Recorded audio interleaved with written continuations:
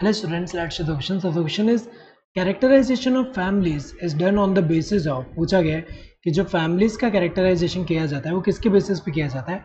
Vegetative features, reproductive features, both A and B, none of the above.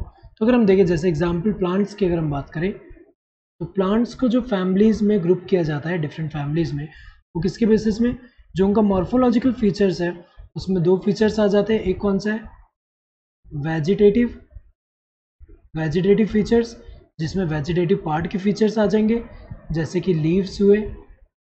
Leaves कैसे type के leaves है, या फिर जो अरेंजमेंट है लीव्स का वो कैसा है. इसके अलावा स्टेम हुआ, स्टेम कैसा टाइप का है. देन इसके अलावा रूट्स है. ये अगर हम देखें वेजिटेटिव फीचर्स में आ गए.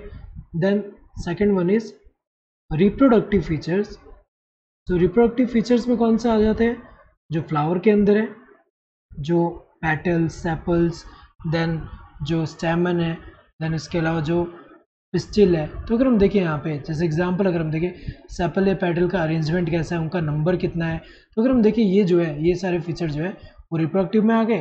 तो ये जो है ये मॉर्फोलॉजिकल फीचर्स में अगर हम देखें दोनों फीचर जो है कंसिडर किया जाता है, उसके बेसिस पे डिफरेंट ग्रुप जो फैमिलीज जो है उनमें ग्रुप किया जाता है. तो जैसे एक पर्टिकुलर फैमिलीज में अगर हम देखें तो उनका फीचर जो है जैसे कि पर्टिकुलर टाइप के लीव्स होंगे उसमें, और पर्टिकुलर फैमिली में बिलोंग करने वाले जितने प्लांट्स होंगे उनमें अगर हम देखें जैसे पर्टिकुलर टाइप के लीव्स होंगे, या फिर जो फ्लावर जो है फ्लावर में जो अरेंजमेंट होता है या फिर जो फीचर्स है वो सिमिलर होगा जितने भी इंडिविजुअल जितने भी स्पीशीज़ है उस फैमिली के अंदर में. तो अगर हम देखें यहाँ पे तो ये जो है ये तो यहाँ पे वेजिटेटिव फीचर्स भी कंसिडर किया जाता है एंड रिप्रोडक्टिव फीचर्स भी कंसिडर किया जाता है. तो यहाँ पे ये दोनों ही करेक्ट है. So both A and B होगा. सो ये करेक्ट आंसर होगा, नन ऑफ द अबव तो नहीं होगा क्योंकि ये वाला सही है. So correct answer would be this third one. Hope you understood the question. Thank you and all the best.